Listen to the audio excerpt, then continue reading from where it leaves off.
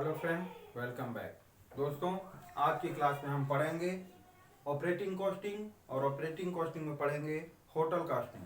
Hotel costing से तात्पर्य ये है, मीनिंग ये है कि होटल कॉस्ट कैसे निकालते हैं। अगर कोई होटल खोलता है और एक रूम ऑक्युपाइड करता है तो उसका रेंट कैसे डिफाइन करें कि किसी भी लेट आउट करने पर उसका रेंट कितना लिया जाए। इसके लिए एक हम क्वेश्चन से समझते हैं। सबसे पहले क्वेश्चन है स्टाफ सैलरी पर एनम, यानी एक होटल है जिसका स्टाफ सैलरी जो है पर एनम 8 लाख आता है। Room attendant salary 20 rupees for room is occupied. अगर रूम ऑक्यूपाइड है तो 20 रुपीज रूम अटेंडेंट को सैलरी दी जाती है पर room.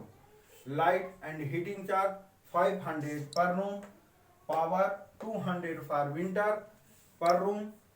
Repair of building 1 lakh per annum, यानी जो बिल्डिंग का मेंटेनेंस है वो 1 लाख पर एनम है। लेन 48,000 per annum. Sunday expenses 66,000 per annum. Interior decoration charge जो है 1 lakh per annum. Cost of the building 40 lakh and depreciation 5%। Investment 50 lakh, 5% interest है, यानी होटल ने कहीं इन्वेस्टमेंट कर रखा है, जो भी कहीं से लेके किया हो वो 50 लाख रुपए का इन्वेस्टमेंट किया होटल में, और उसका इंटरेस्ट जो आता है 5% पर एनम आता है। अदर इक्विपमेंट होटल में लगा हुआ है जिसका कॉस्ट है 10 लाख रुपीज और डेप्रिसिएशन है 10% पर एनम। रूम जो है पूरे होटल में रूम जो है वो 100 रुपीज, सॉरी, पूरे रूम जो है होटल में वो 100 है। और इसका एक कंडीशन दिया है कि समर वेकेशन में जो रूम है वो 80% ऑक्यूपाइड रहते हैं उस होटल के, और विंटर में 30% ऑक्यूपाइड होता है। और एक क्वेश्चन में ये भी दिया है कि सारे मंथ जो माने जाएंगे, यानी एवरी मंथ 30 डेज के माने जाएंगे, और जो सीजन है विंटर और समर जो है वो 6 मंथ के माने जाएंगे।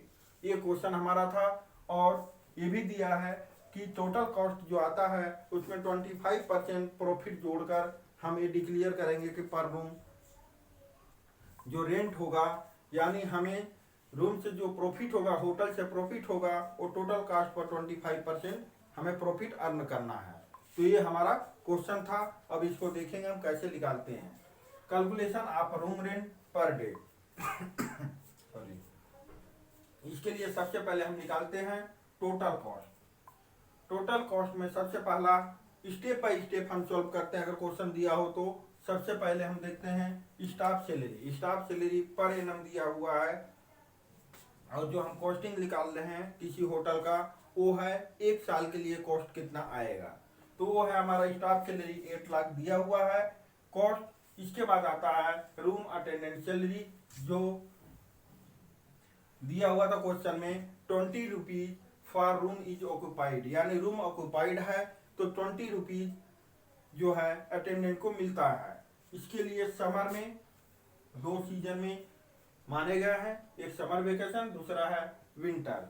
यानी गर्मी में जो है 100 रूम, पूरे होटल में 100 रूम था जिसमें 80% रूम जो है ऑक्यूपाइड रहता है। और ये भी दिया हुआ था कि टोटल जो है 30 डेज का 1 मंथ माना जाएगा और 6 मंथ का एक सीजन माना जाएगा।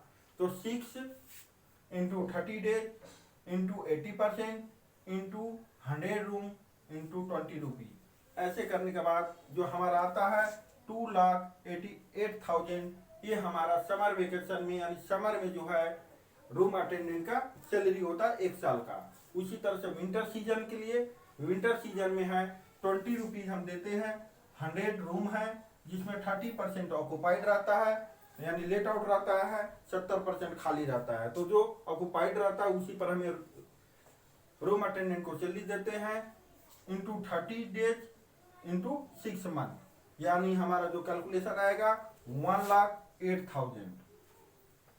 ये था हमारा रूम अटेंडेंट सैलरी।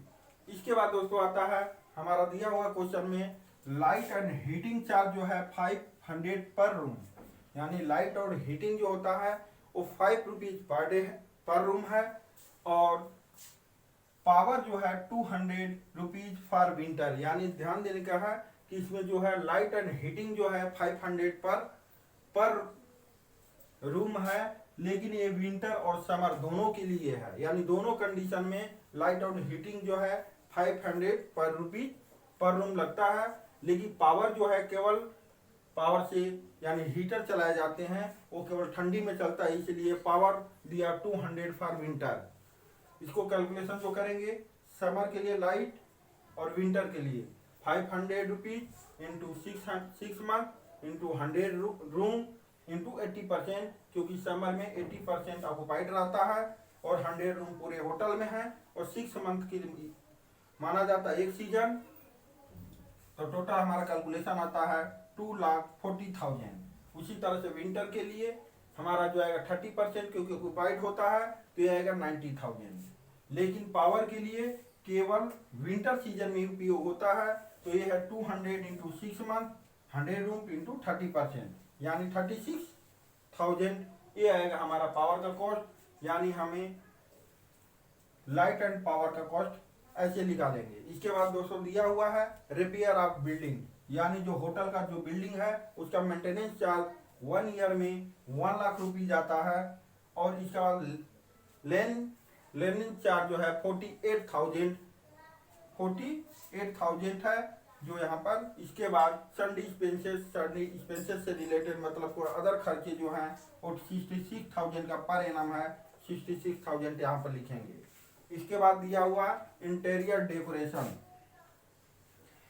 क्योंकि होटल है, होटल को सजाना भी पड़ता है जिससे कि कस्टमर अधिक से अधिक आ सके, तो इंटीरियर डेकोरेशन के लिए जो है 1 लाख रुपीज पर एनम खर्चा किया जाता है, जो यहाँ पर हम लेंगे। इसके बाद दिया हुआ है कॉस्ट ऑफ बिल्डिंग और कॉस्ट ऑफ अदर इक्विपमेंट, यानी कॉस्ट ऑफ बिल्डिंग का जो है 40 लाख, कॉस्ट ऑफ बिल्डिंग है 40 लाख का, यानी होटल जो है उसका बिल्डिंग जो है 40 लाख का है और डेप्रिसिएशन 5% पर एनम चार्ज किया जाता है। यानी डेप्रिसिएशन हम केवल चार्ज करेंगे तो 40% का 5% आएगा 2 लाख।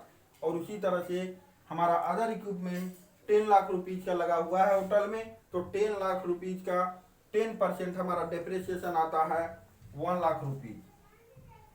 इसके बाद दोस्तों एक पॉइंट ये है, इन्वेस्टमेंट 50 लाख का, यानी जो होटल में इन्वेस्टमेंट किया गया है वो 50 लाख का इन्वेस्टमेंट किया गया है, जिस पर 5% हमें इंटरेस्ट किसी को देना पड़ता है, तो भी हमारा खर्चा है, क्योंकि हम कहीं से लोन लेकर इसमें इन्वेस्टमेंट किए हुए है 50 लाख का, जो 5% पर एनम से हमारा जो इंटरेस्ट है 2,50,000।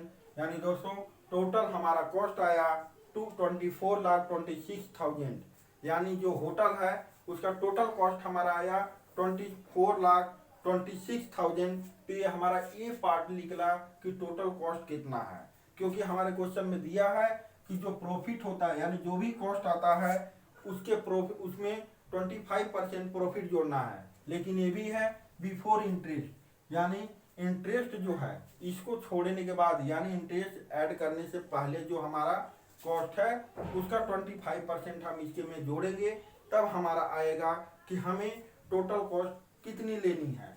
ठीक, उसमें हम डिवाइड करते हैं कि कितने दिन रूम ऑक्युपाइड रहा उस रूम डे को, तब आता हमारा कि एक रूम एक दिन में एक कस्टमर से कितना चार्ज किया जाए।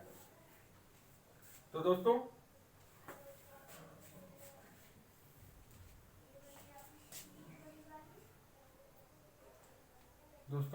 तो ये था एड प्रॉफिट 25% ऑन कॉस्ट, यानी टोटल कॉस्ट हमारा जो आया था 24,26,000। इसमें से हम दिया हुआ था क्वेश्चन में cost profit on total cost before interest, यानी जो इंटरेस्ट था उससे पहले जो कॉस्ट आएगा उस पर, तो ये 24,26,000 में से माइनस करेंगे 2,50,000, तो हमारा आएगा 21,76,000। इसका जो है 25% आएगा 5,44,000। इसको ऐड करेंगे 24,26,000 में, तो हमारा आता है total room rent for the year, जो टोटल आता है वो हमारा होता है 29,70,000। अब दोस्तों ये हमारा टोटल कॉस्ट ये आया कि हम जो एक साल में एक होटल से 24 लाख रुपए यानी 24,26,000 हमने इन्वेस्टमेंट किया, जिस पर 5,45,4,000 जो है इनकम अर्न किया, यानी 29,70,000 अगर हम अर्न करेंगे तब हमारा जो एम है, जो गोल है वो पूरा होगा। और जो हमारा रूम डेज निकालेंगे, रूम डेज क्योंकि समर में दिया हुआ है कि 100 रूम है होटल में, 6 महीने का होता है समर, और 30 डेज में का 1 मंथ, और 80% ही ऑक्यूपाइड होता है, तो डेज जाएगा समर में 14,400। उसी तरह से विंटर के लिए आएगा 5,400। तो टोटल हमारा रूम डेज आएगा 90,800, जो 90,800 है। तो रेंट पर रूम पर डे, यानी एक रूम का एक दिन में जो रेंट आएगा वो होगा 29,70,000 डिवाइडेड बाई 9,800, यानी 150 रुपीज।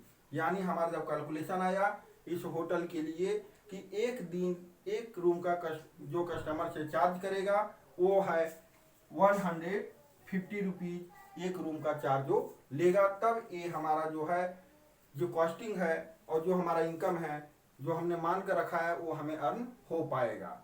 तो सर ये था हमारा होटल कॉस्टिंग, और हमें उम्मीद है कि आप लोग को समझ में आया होगा। Thank you for cooperation.